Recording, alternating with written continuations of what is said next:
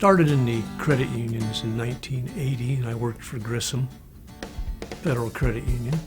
And my first job there, I was in collections and a loan officer. I know as on the lending side, I think the strangest thing I ever financed was a battleship. We had an individual member that had a chance to buy a surplus World War II battleship, and I was told to make the loan. I did, and it was a good loan.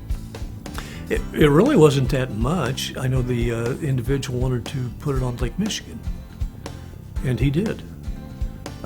Well, I guess in perspective, all things being relevant, it was probably expensive for the time, but it stuck with me all these years as the weirdest thing I have ever financed anywhere.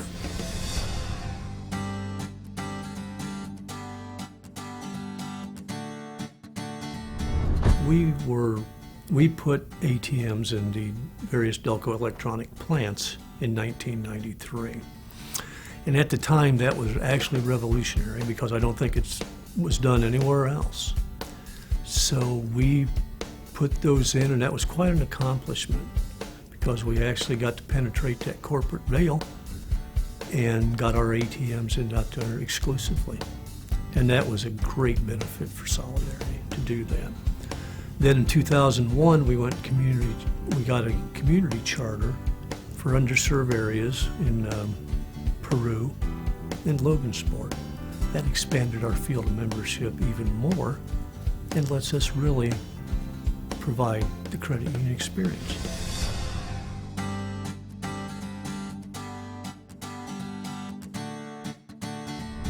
In 2008, Forbes magazine had a top 10 list of dying towns. Kokomo was number 3 on that list. And a lot of that was due, of course, to the sponsor, General Motors. For example, in 1989, General Motors employed over 15,000 people. And today, that sponsor now has under 3,000.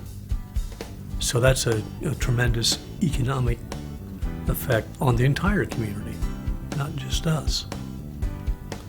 So I think our community charter decision was very important for the survival of Solidarity.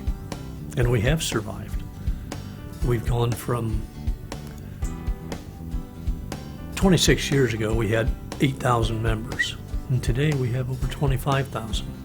And it continues to climb.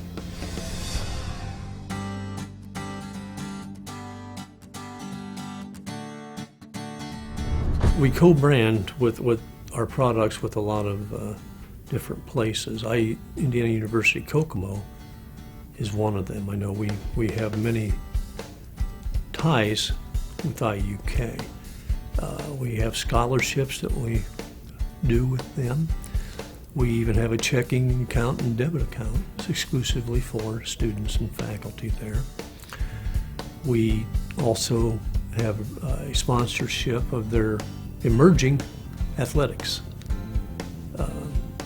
And we're proud of that. In addition to that, we also have cornerstone donations to both hospitals. Neither hospital is local anymore, but we still have cornerstone donations, and we participate heavily in the foundations of both hospitals.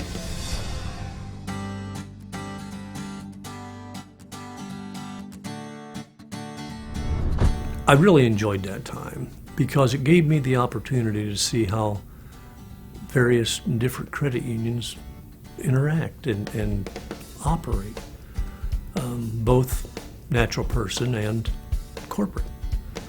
And I really consider that a value in my life because it showed me a lot I didn't know. And plus you create, I think, lasting relationships and friendships with the others, and it's done as a team effort.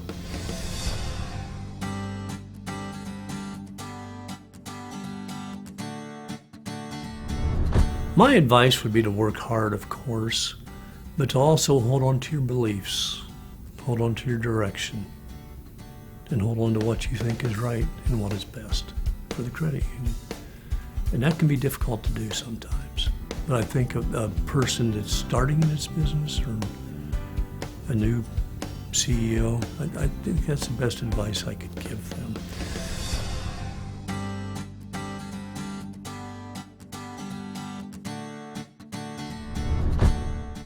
I'd also like to congratulate George. George has always been one who lives the true credit union spirit. And I firmly believe that, and I'd like to congratulate him too. George is a good guy.